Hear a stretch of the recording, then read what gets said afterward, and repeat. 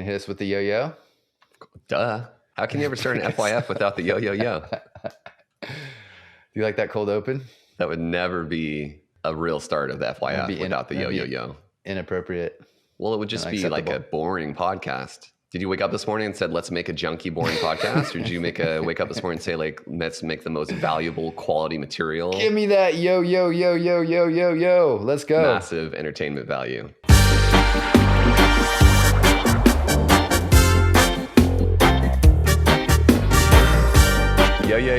Yo. Welcome to the Find Your Freedom podcast. Doug and I got some feedback from some listeners that they wanted to hear some more personal stories about Doug and I's background. So we thought we would tell you guys how we got where we are with a little bit more detail. Yeah, I think you might need to fill in for everyone how a guy who's worked exclusively in the hotel and hospitality industry becomes a dietary supplement guru and operator. Yeah, it was not on my bingo card when I moved back from Turks and Caicos to start my own hotel management company, what was going to happen in the next 2 years. But I started working out at the gym with one of my buddies who had just started a dietary supplement company. And he basically was saying, Jonathan, like, we have this business, it's doing pretty well online, but we don't really know like where to go from here. They didn't have a bunch of experience in background in business and marketing. So I wrote up a quick business plan for him. I said, I think there's a lot of opportunity here. Like, I think you should do this and this. And him and his partner at the time said, you know what, Jonathan, like, we don't really have any experience with that. But if you think you can do that, why don't you come on board as a partner and let's see if this plan actually works. So like fast forward a couple months, I'm in an office working with them. The dietary supplement company is going along. And I think this is a direct to consumer product. I see direct to consumer commercials on TV all the time. Like, let's go see how big this audience really is. How big is this market for this product? So the business partners I was there with, they looked at me and they almost gave me as poor of a response on doing a TV commercial as you gave me when we talked about starting the podcast. That's how you know it's good, when you get that initial, what are you smoking?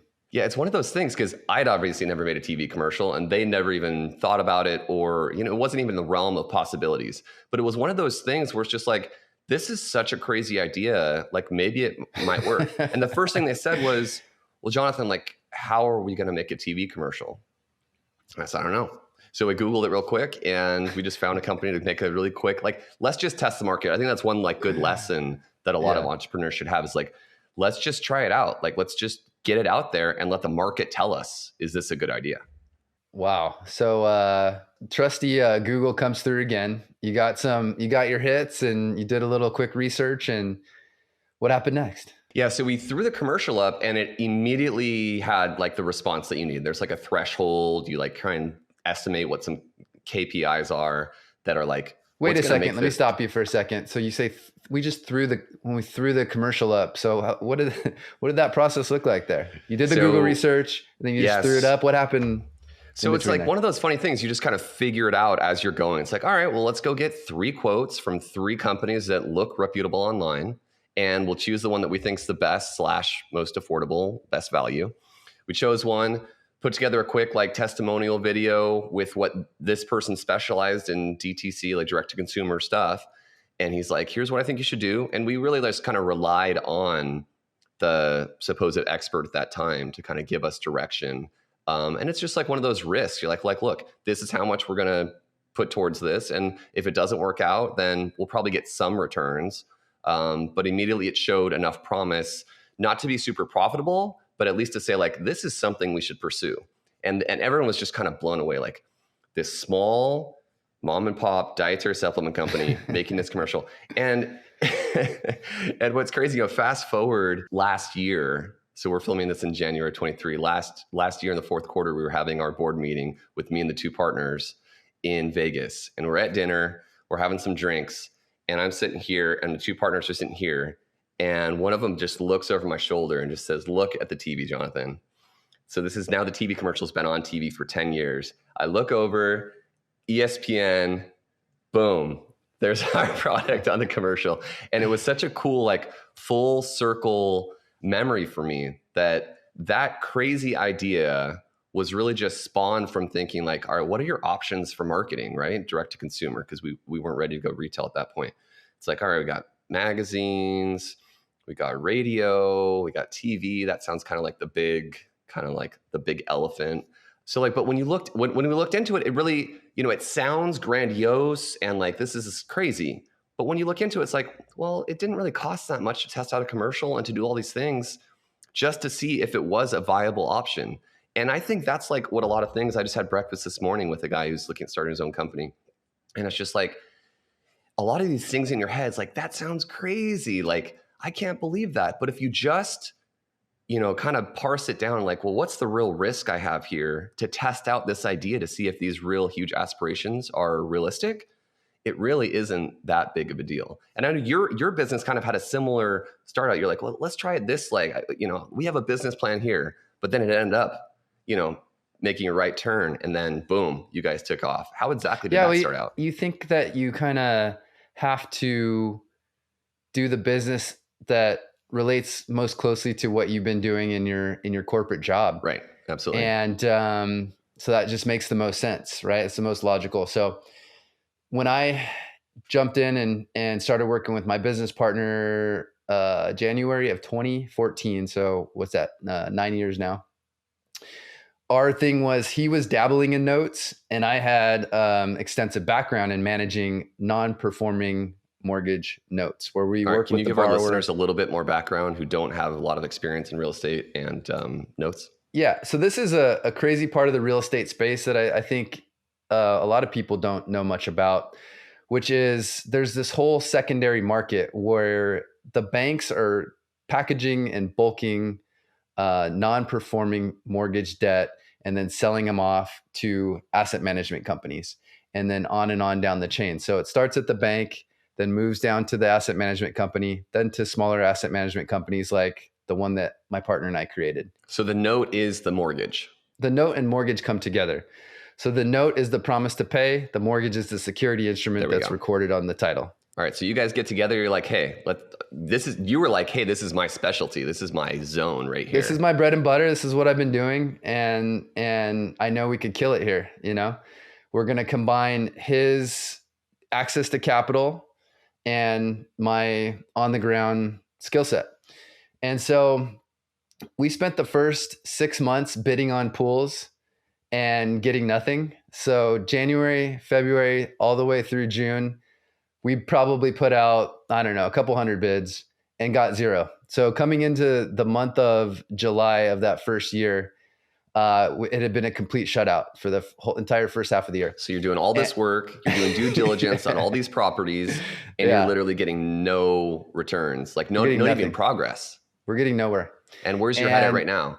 At this point, are you like, oof, I don't know if this is going to work? Well, I tried some brokering. So brokering's where you find mortgages that are pools of notes that are for sale, and you try to sell them, connect the buyer and the seller. So I thought, okay, maybe in the meantime, while we're getting this up and running, I'll just work as a broker to make some cash flow in the meantime. And I kind of struck out there also. Zeros on zeros on zeros. And this, I'm going to interrupt you again. This is like what the pieces that people don't hear, when they see, you at this point in your life. You have some more flexibility, you have some freedom, but this is what they don't hear about: the grind, the work with no returns, the, real frustration, the real fear of, is this going to happen? Is there going to be some progress here? Am I going to be able to do what I've been working towards? And it's super scary. It's all your worst nightmares coming true. You're just like, wow, this is as hard as people say it is. Now I see why people hold on so tightly to their secure and stable office jobs. So anyway, so fast forward, now we're in month 7. We finally close on our first pool of assets, and it was 6 tiny second mortgages. And when that closed, it was in hindsight, is the smallest, trade that we've probably ever done since starting the partnership. But it felt like I finally had a breakthrough. And what's interesting about that too is that was just an acquisition. So that's not even making money. That's not any income coming into the business. that's the very beginning of the beginning, where you board these assets, you bring them in. So now you have something to actually work, but now you still got to go and collect and generate some income and some revenues and some income. Right. So we got that trade done. The following month, we got a second trade done. And so now it started to feel like we're picking up some steam. And at this time, we're still doing the note space. So I have these assets now that I'm managing in my portfolio, and it feels a lot like it did at my job, except now I'm working from home and on my own schedule and managing myself, which was nice, but still no income.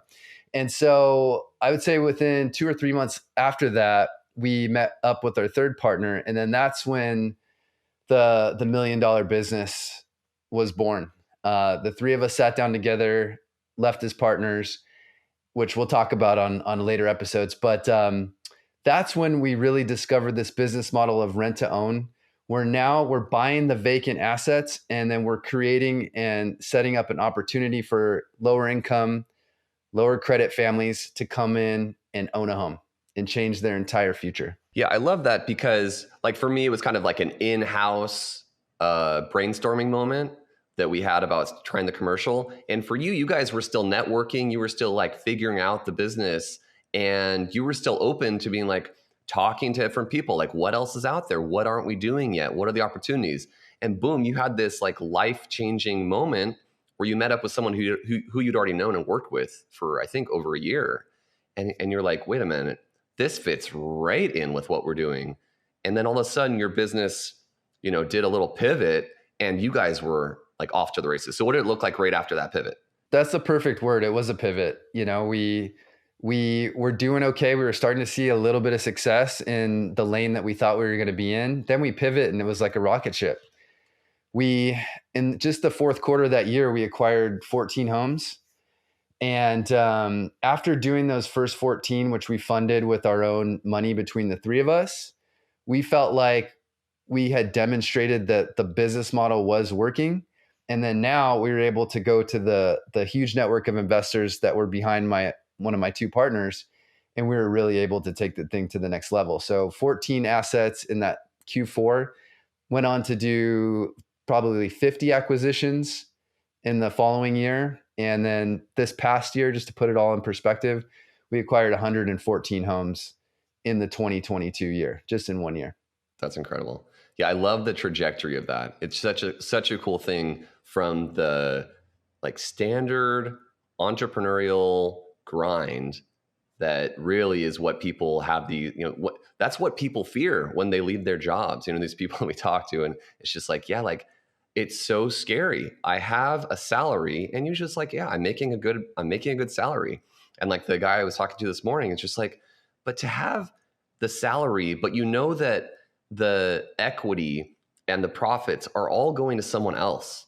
It's nice to have your salary, but there's some people that's just like, no, I want my piece of that. And I love working for someone, and but once you feel like you have the skill set, man, I really want that chunk. I want that equity. I want it to be my business, and I want to work for myself. You don't want to spend your life building someone else's dreams. You want to spend your time paying for someone else's dreams. Spend your life building your own dream. And yeah, is there a lot of pain on the way to getting there? Absolutely. But yeah, like you said, I mean, once you start to break through and see that you're getting a little bit of traction, and you remain open to maybe having a little pivot if there's a better way to go about it, you break through, and then you never look back. I mean, and there's still, even once you kind of make it, there's still bumps along the way. But once you've kind of weathered the initial bumps during that 6, 12, 18 months, and you start to see some consistent income coming in to your business, then it makes the bumps that will come later down the road much easier to deal with and overcome. Yeah. One other story, I guess, real quick, that I want to tell is kind of a failure story for me. So once our business was up and going, we would do these entrepreneur retreats where we got like a weekend with some of our friends. We'd go to a cabin somewhere. We just like brainstorm ideas. So one idea we had was this FinTech startup that was for investing your money and sharing kind of the success of that with your social network. And so we thought it was a good idea. The people or programmers that we were on the retreat with, they came back and they immediately started working on it. And the idea got to one of the VCs that was a friend of theirs. We got VC funded after a few months, and we were grinding on the idea, and it just wasn't taking on. The market was telling us that it was a good idea, but there wasn't enough trajectory for it to make sense for the VC funding to keep coming in. And it was such a great learning experience for me to go through that process of getting the VC funding, working on the concept, and like, what's our pivots? Like, how are we going to be able to get more users? We need more active users. And it was such a cool experience. But then at the end of the day, it didn't take off. And for me, that failure, I learned so much from that. I was able to utilize that skill, that experience for the future businesses that we started, on when to cut bait and what mistakes we made and where we should have gone with the business instead of the direction that we did go. In retrospect, there's so many things that we feel like, man, it just really stinks that we weren't able to make that work because we tried so hard for so long. At the end of the day, we got nothing out of it. We really except the lessons. Yeah, which are valuable, but it's really a painful thing that I still think about pretty regularly. So I think that those are the other side of it that are important for people to take into account as they're trying to manage that risk that they do go out on their own business and trying what we just talked about. You have to we've talked about the age at which it works to try and go out on your own, and when you're younger with less responsibility, that there is less real risk when you don't have a family or a mortgage and things like that. But as you get older, there is ways of doing it as a side hustle to test give you like proof in the pudding. Let the market tell you like, yeah, you can do this, and then you're able to take less risk and go off on your own. So I think those are all things that we hope to tell more themes as we interview other entrepreneurs. These are people who have done the things that we tell stories about, and they came out, and all of their struggles and lessons they're going to share with you, and they're going to hopefully help you, give you the courage to do the things that you want to do, lessons, roadmaps, and give you the resources to have the confidence and the courage to take the step when you're ready to go out on your own. Yes, hopefully they can make the impossible look more possible by giving everyone a peek behind the curtain of what happens along the way. So we're excited to continue having these amazing conversations with extraordinary entrepreneurs and letting them help make your journeys a little bit easier. Absolutely. If you enjoy the Find Your Freedom podcast, the best way to support us is to click like, hit that subscribe button, so every time we come out with a new episode, it gets uploaded to you. Share and write us a review. We appreciate you helping spread the word of the Find Your Freedom podcast.